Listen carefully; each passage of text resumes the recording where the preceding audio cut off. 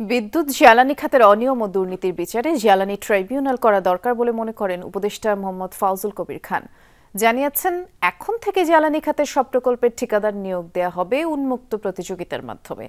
আজ দুপুরে রাজধানীর মতিঝিলে এফবিসিসিআই এর এক আলোচনা সভায় এসব কথা বলেছেন বিদ্যুৎ জ্বালানি ও খনিজ সম্পদ মন্ত্রণালয়ের উপদেষ্টা।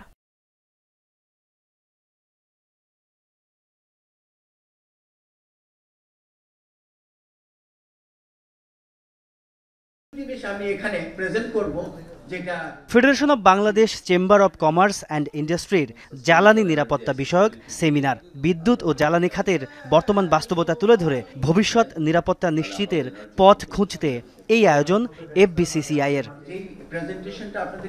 আলোচনার বড় অংশ জুড়ে ছিল নবায়নযোগ্য জ্বালানির ব্যবহার বাড়িয়ে আমদানি নির্ভর জীবাশ্ম জ্বালানির ওপর নির্ভরতা কমানো। জ্বালানি বিশেষজ্ঞরা বলেন, গেল 15 বছরে এ খাতে উন্নয়নের নামে যে লুটপাট হয়েছে তার বিচার করতে হবে সবার আগে।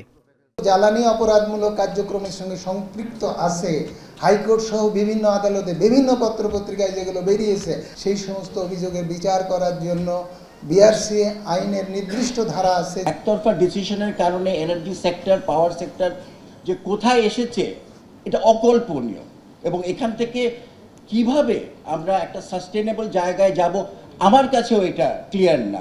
নতুন উৎস সৃষ্টি না করে মজুদকৃত গ্যাস ব্যবহার বৃদ্ধির বিপক্ষে মত দেন বিশেষজ্ঞরা। উপদেষ্টা জানান, জ্বালানি নিরাপত্তা নিশ্চিতে কাজ করছে সরকার। আগে ওই যে বললাম যে নেগোশিয়েট করে বিদ্যুৎ প্রকল্প, গ্যাস প্রকল্প দেওয়া যেত, আমরা বলছি যে না, এখন আর আমরা এইসব আলাপ আলোচনার মাধ্যমে কোনো কিছু করব না। আমরা যা কিছু করবো একটা উন্মুক্ত প্রতিযোগিতার মাধ্যমে করবো। তিনি বলেন, আওয়ামী লীগের আমলে বেশি দামে যে বিদ্যুৎ কেনা হয়েছে সেটি কতদিন টানা যাবে তা নিশ্চিত নয়।